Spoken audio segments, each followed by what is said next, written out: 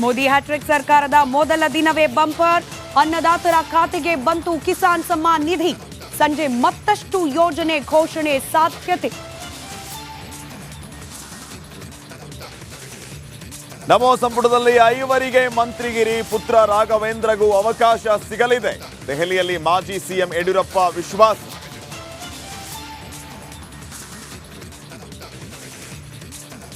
ಶಿವಮೊಗ್ಗದಲ್ಲಿ ಕಾಂಗ್ರೆಸ್ ಅಭ್ಯರ್ಥಿಗೆ ಸೋಲು, ನಾನು ಊರು ಬಿಡೋ ಪ್ರಶ್ನೆನೇ ಇಲ್ಲ, ಸೋಲಿಗೆ ತಲೆ ಕೆಡಿಸಿಕೊಳ್ಳಲ್ಲ ಎಂದ ಗೀತಾ ಶಿವರಾಜ್ ಕುಮಾರ್.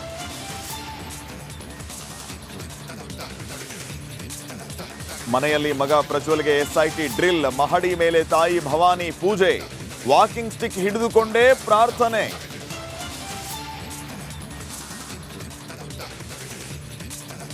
ಮಂಗಳೂರಿನಲ್ಲಿ ಯುವಕರ ನಡುವೆ ಮಾರಾಮಾರಿ, ಬಿಜೆಪಿ ವಿಜಯೋತ್ಸವದ ಬಳಿಕ ಘಟನೆ, ರಿಪಬ್ಲಿಕ್ ಕನ್ನಡಕ್ಕೆ ಗಲಾಟೆಯ ಎಕ್ಸ್ಕ್ಲೂಸಿವ್ ದೃಶ್ಯ ಲಭ್ಯ.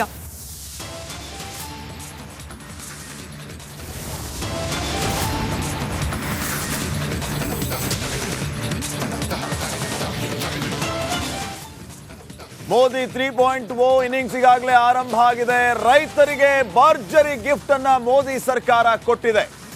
ಈಗಾಗಲೇ ರೈತರಿಗಾಗಿ ವಿಶೇಷವಾದಂತಹ ಯೋಜನೆಯನ್ನ ಜಾರಿಗೆ ತಂದಿದ್ದು ಮೋದಿ ಸರ್ಕಾರ.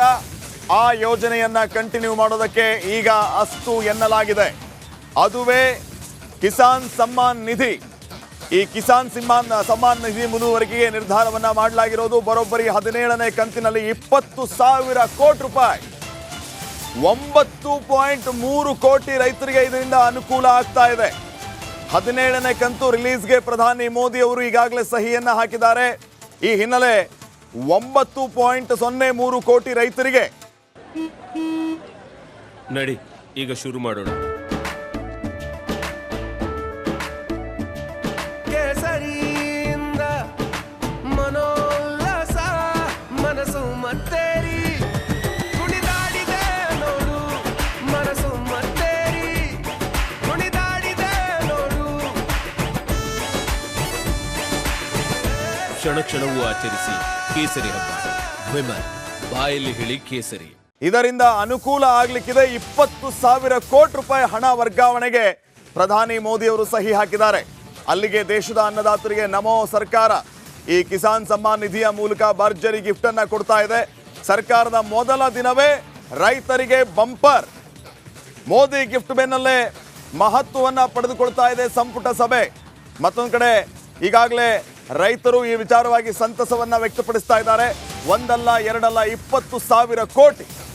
ಮೋದಿ ಗಿಫ್ಟ್ನ ಬೆನ್ನಲ್ಲೇ ಮಹತ್ವದ ಸಂಪುಟ ಸಭೆಯೂ ಕೂಡ ನಡೆಯುತ್ತೆ. ನೂತನ ಸಚಿವರ ಜೊತೆಗೆ ಮೋದಿ ಕ್ಯಾಬಿನೆಟ್ ಸಭೆಯನ್ನ ನಡೆಸಲಿಕ್ಕಿದ್ದಾರೆ ಸಂಜೆ 5 ಗಂಟೆಗೆ. ಈ ಸಭೆಯಲ್ಲಿ ಮತ್ತಷ್ಟು ಹೊಸ ಯೋಜನೆಗಳ ಘೋಷಣೆಯ ಸಾಧ್ಯತೆ ಇರೋದರ ಜೊತೆಗೆ ಖಾತೆಗಳ ಹಂಚಿಕೆಯ ಬಗ್ಗೆಯೂ ಕೂಡ ಅಂತಿಮ ತೀರ್ಮಾನವನ್ನ ತೆಗೆದುಕೊಳ್ಳಲಾಗುತ್ತೆ. ಹಾಗಿದ್ದರೆ ಕರ್ನಾಟಕದಿಂದ ಆಯ್ಕೆ ಆಗಿರುವ 5 ಮಂತ್ರಿಗಳಿಗೆ ಯಾವ ಖಾತೆ ಸಿಗುತ್ತೆ? ಕುಮಾರಸ್ವಾಮಿ ಅವರಿಗೆ ಕೃಷಿ ಖಾತೆ ಅನ್ನೋದು ಭಾರಿ ಚರ್ಚಿತ ವಿಷಯ. ಪ್ರಹ್ಲಾದ್ ಜೋಶಿ ಅವರಿಗೆ